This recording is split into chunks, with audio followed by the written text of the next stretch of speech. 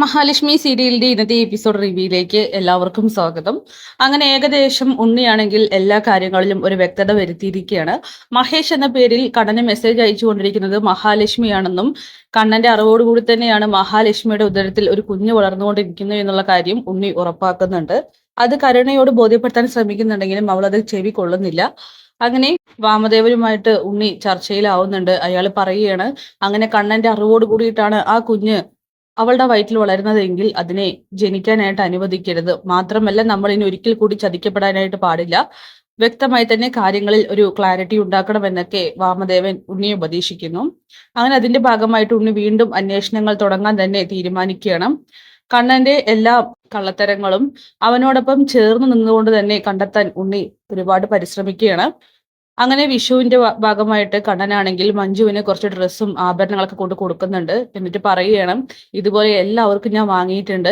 ഇപ്രാവശ്യം കരുണയ്ക്കും കരുണയുടെ അച്ഛനും അമ്മയ്ക്കും അതുപോലെ മുത്തശ്ശിക്കും എല്ലാവർക്കും വാങ്ങിയിട്ടുണ്ട്. മുത്തശ്ശിയും പ്രതാപനും അത് സ്വീകരിക്കാതിരിക്കില്ല. കാരണം അവർക്കിപ്പോ ഞാന് മിത്രമാണല്ലോ, മഹാലക്ഷ്മിയെ വെറുക്കുന്ന മിത്രം. അങ്ങനെ കണ്ണനാണെങ്കിൽ വിഷുക്കോടിയുമായിട്ട് മഹിയെ കാണാനായിട്ട് ചെല്ലുന്നുണ്ട്. അവൾക്കൊരു നെക്ലസും അതുപോലെ സാരിയും മറ്റൊക്കെ വാങ്ങി കൊടുക്കുന്നു, അതുപോലെ ലേഖയ്ക്കും. എന്നിട്ട് പറയണം, എല്ലാവർക്കും ഞാൻ ഇതുപോലെ വാങ്ങിയിട്ടുണ്ട്. ഇപ്രാവശ്യം എല്ലാവരും ഡബിൾ ഹാപ്പി ആയിരിക്കും. കാരണം ഞാൻ നിന്നെ തള്ളിക്കളഞ്ഞ വിഷു ആഘോഷമാണെന്നൊക്കെ പറയുകയാണ്. പക്ഷെ നിന്നോടൊപ്പമുള്ള വിഷു ആഘോഷിക്കപ്പെട്ടതിൽ തനിക്ക് വിഷമമുണ്ടെന്നൊക്കെ മഹിയോട് കണ്ണൻ പറയുമ്പോൾ അതുപോലെ തന്നെയാണെന്ന് തിരിച്ചും പറയുന്നു. അങ്ങനെ കണ്ണൻ പോയതിനു ശേഷം മഹിയാണെങ്കിൽ ലേഖയോട് പറയുന്നുണ്ട്, ഒരുപാട് ആഘോഷങ്ങൾ വരുന്ന സമയത്ത് ഞങ്ങൾ കരുണയ്ക്ക് നെക്ലസ് ഒക്കെ സമ്മാനിക്കുമായിരുന്നു. അതും ഉണ്ണി കൊടുക്കുന്ന വ്യാജേനെ അവന്റെ കയ്യിൽ കൊടുത്തു വിടുമായിരുന്നു കണ്ണേട്ടൻ. പക്ഷെ ഇപ്രാവശ്യം കണ്ണേട്ടൻ നേരിട്ട് കൊടുക്കും. പക്ഷെ ഇന്ന് അവൾ അത് നിരസിക്കില്ല. കാരണം എന്നെ വെറുക്കുന്ന കണ്ണേട്ടനെ അവൾ സ്നേഹിക്കുമെന്നൊക്കെ മഹി പറയുമ്പോൾ ലേഖ പറയുന്നുണ്ട്, അതിനൊന്നും അത്ര വലിയ ആയുസില്ല മഹി. കാരണം താനും കണ്ണേട്ടനും നിങ്ങളുടെ കുഞ്ഞും ഒന്നിച്ച് താമസിക്കാൻ തുടങ്ങുന്ന ആ ദിവസം മുതൽ നിങ്ങളെ അവസാനിപ്പിക്കാനുള്ള ചിന്ത മാത്രമായിരിക്കും അവളുടെ മനസ്സിൽ. അതുകൊണ്ട് ആ ദുഷ്ടജന്മത്തെ സന്തോഷിപ്പിക്കാൻ നോക്കിയിട്ട് കാര്യമില്ലെന്നൊക്കെ ലേഖ പറയുന്നു. അങ്ങനെ കണ്ണൻ എല്ലാവർക്കും ഡ്രസ്സൊക്കെ ആയിട്ട് പോകുന്നുണ്ട്. ഈ സമയം കരുണയാണെങ്കിൽ സ്വന്തം ഏട്ടന്റെ കയ്യിൽ നിന്നും വാങ്ങുന്നത് പോലെ സന്തോഷത്തോട് കൂടിയിട്ടാണ് അവളുടെ ഒരു ഗോൾഡൊക്കെ വാങ്ങുന്നത്. ദുർഗയ്ക്കാണെങ്കിൽ ഒത്തിരി സന്തോഷമാവുന്നുണ്ട്. മോനെ, ആ മഹാലക്ഷ്മി പോയത് നന്നായടാ. ഇത്രയും കാലമായിട്ടും നീ തെറ്റിക്കാതെ വന്നിരുന്ന ഒരു കാര്യമായിരുന്നു ഞങ്ങൾക്കുള്ള ഡ്രസ്സും ആഭരണങ്ങളൊക്കെ. പക്ഷെ ആ മഹാലക്ഷ്മി വന്നതിന് ശേഷം നീ അതൊന്നും ഞങ്ങൾക്ക് വാങ്ങി തന്നിട്ടില്ല. പക്ഷെ അവൾ പോയപ്പോൾ തന്നെ നിന്റെ മനസ്സ് മാറി. ഇതുപോലെ തന്നെ മുന്നോട്ട് പോണടാ. ഇനി അവളെ ഒരിക്കലും നിന്റെ ജീവിതത്തിൽ അടുപ്പിക്കരുതെന്നൊക്കെ പറയുമ്പോൾ കണ്ണനാണെങ്കിൽ മനസ്സിൽ ചിന്തിക്കുന്നുണ്ട്, അതൊക്കെ നിങ്ങളുടെ വെറും ദുരാഗ്രഹം മാത്രമാണ്. ഞാനും എൻ്റെ മഹിയും ഞങ്ങളുടെ കുഞ്ഞും ഈ വീട്ടിൽ തന്നെ താമസിക്കും, നിങ്ങളുടെ മുന്നിൽ തന്നെ ജീവിക്കുമെന്നൊക്കെ. അങ്ങനെ കരുണയാണെങ്കിൽ ആ ആഭരണങ്ങളും ഡ്രസ്സുമായിട്ട് മുകളിലേക്ക് പോവുകയാണ്. എന്നിട്ട് ഉണ്ണിയോട് പറയുന്നുണ്ട്, കണ്ടില്ലേ എത്ര പവന്റെ നെക്ലസ് ആണെന്ന് നോക്കിയേ. ഇതിനു മുന്നൊക്കെ നിങ്ങളുടെ ഏട്ടനും നിങ്ങളുടെ കയ്യിൽ വാങ്ങി കൊടുത്തയക്കുമായിരുന്നല്ലോ. അപ്പൊക്കെ ഞാൻ ദേഷ്യപ്പെട്ടിട്ടുണ്ട്. കാരണം അത് അവൾ എനിക്ക് തരുന്ന ഭിക്ഷയായിട്ട് ഞാൻ കണ്ടിട്ടുള്ളൂ. പക്ഷെ ഈ നെക്ലസ് അതെനിക്ക് വിലപ്പെട്ടത് തന്നെയാണ്. കർണേട്ടൻ മഹാലക്ഷ്മി വെറുക്കുന്ന ഘട്ടത്തിലാണ് എനിക്ക് ഇത് തന്നിരിക്കുന്നതെന്നൊക്കെ പറയുമ്പോൾ, കരുണെ നീ ഒരുപാട് സന്തോഷിക്കാനും നിൽക്കേണ്ട. ഇന്നിപ്പോ അയാൾ ഇതുപോലെ നിനക്ക് തന്നിട്ടുണ്ടെങ്കിൽ ഉറപ്പായിട്ടും ഇതുപോലത്തെ ഒരു നെക്ലസ് നിന്റെ ചേച്ചിക്കും കൊണ്ടുപോയി കൊടുത്തിട്ടുണ്ടാകുമെന്ന് കരുണയോട് ഉണ്ണി പറയുന്നു. ഓ, അപ്പൊ ഡിറ്റക്റ്റീവ് ഉണ്ണിയുടെ ജോലി അവസാനിപ്പിച്ചിട്ടില്ല അല്ലേ? അത് തുടർന്നുകൊണ്ടേ ഇരിക്കുകയാണല്ലേ? എങ്കിലേ ഒരു കാര്യം ചെയ്യ്, അത് തുടർന്നുകൊണ്ടേ ഇരിക്കും. ഞാൻ എന്തായാലും എൻ്റെ മുത്തശ്ശിക്കും അച്ഛനൊക്കെ കണ്ടിട്ട് ഡ്രസ്സ് എടുത്ത് തന്നിട്ടുണ്ട്, അതൊക്കെ കൊണ്ട് കൊടുത്തിട്ട് വരാമെന്ന് പറഞ്ഞുകൊണ്ട് കരുണയാണെങ്കിൽ നേരെ പോകുന്നത് വീട്ടിലേക്കാണ്. അങ്ങനെ ഈ സമയം തൻ്റെ അമ്മ മോഹിനിക്ക് വിഷുക്കോടിയുമായിട്ട് തറവാട്ടിലേക്ക് കാണാനായിട്ട് ചെല്ലുകയാണ്. അങ്ങനെ അപ്പോഴാണ് കരുണയും അങ്ങോട്ട് എത്തുന്നത്.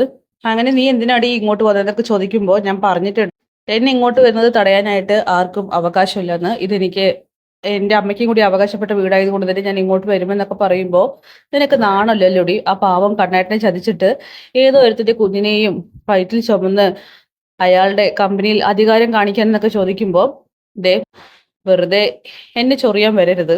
അധികാരം കാണിക്കുന്നുണ്ടെങ്കിൽ അതിനൊക്കെ വ്യക്തമായിട്ടുള്ള കാരണങ്ങളുണ്ട്. അതൊന്നും നിന്നെ ബോധിപ്പിക്കേണ്ട ആവശ്യമില്ല. പിന്നെ നിന്റെ ഭർത്താവ് ഉണ്ണിയെ അവിടെ നിന്നും പിരിച്ചുവിട്ടത് മറ്റൊന്നും കൊണ്ടല്ല, അവന്റെ പ്രവൃത്തികൾ തന്നെയാണ്. അവന് ജോലി പോയാൽ എന്താ, കൃത്യമായിട്ട് ശമ്പളം കണ്ണേട്ടൻ കൊടുക്കുന്നില്ലേ, അതുപോലെ എന്നൊക്കെ ചോദിക്കുമ്പോൾ, ഇതിനൊക്കെ നീ മറുപടി പറയേണ്ടി വരും. നിയമം ഒരു ദിവസം നിനക്ക് എതിരാവുമെന്നൊക്കെ പറയുമ്പോൾ, ആരൊക്കെതിരായാലും എൻ്റെ അവകാശങ്ങൾ അത് ഞാൻ ആർക്കും വിട്ടുകൊടുക്കാൻ പോകുന്നില്ല. എൻ്റെ അധികാരങ്ങളും അവകാശങ്ങളും എൻ്റെ കയ്യിൽ തന്നെ ഉണ്ടാകുമെന്ന് മഹി പറയുന്നു. അങ്ങനെ കരുണയാണെങ്കിൽ വളരെ പൊങ്ങച്ചത്തോടു കൂടി പറയുന്നുണ്ട്, ഇപ്പോഴേ കണ്ണേട്ടൻ ഞങ്ങളെയാണ് കൂടുതൽ സ്നേഹിക്കുന്നത്, കണ്ടില്ലേ ഇപ്രാവശ്യം ഞങ്ങൾക്ക് വിഷുക്കോടി എടുത്തു തന്നു, പിന്നെ അദ്ദേഹം എനിക്കൊരു നെക്ലസ് സമ്മാനിച്ചു എന്നൊക്കെ പറയുമ്പോൾ അതൊക്കെ ചെയ്തു തരേണ്ടത് ആരാണ്, കണ്ണേട്ടനാണോ അതോ നിന്റെ ഭർത്താവാണോ എന്നിങ്ങനെ മുഖത്തടിച്ചതുപോലെ മഹിയാണെങ്കിൽ തിരിച്ചു ചോദിക്കുന്നു. ഇത് കേൾക്കുന്ന കരുണയ്ക്കാണെങ്കിൽ ഉത്തരമില്ലാതെയാവുകയാണ്. ഞാൻ പറഞ്ഞതിൽ മറ്റൊരു ഉദ്ദേശം കൂടിയുണ്ട്. നീ രഹസ്യമായിട്ട് എന്റെ ഭർത്താവിന്റെ കയ്യിൽ ഏൽപ്പിച്ചിരുന്നല്ലോ ഇതുവരെയും ആഭരണങ്ങളും മറ്റും. അപ്പോഴൊക്കെ തന്നെ ഞാനത് നിരസിച്ചിട്ടുണ്ട്. പക്ഷെ ഇത് കണ്ണേട്ടൻ എനിക്ക് നേരിട്ട് സമ്മാനിച്ചതാണ്.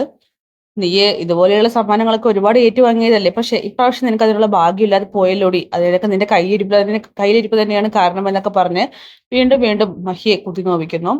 ഈ സമയം ഞാനിതിനൊക്കെ മറുപടി പറയാത്തത് നിങ്ങളോടൊന്നും സംസാരിച്ചിട്ട് കാര്യമില്ലെന്ന് കരുതിയിട്ടാണ്.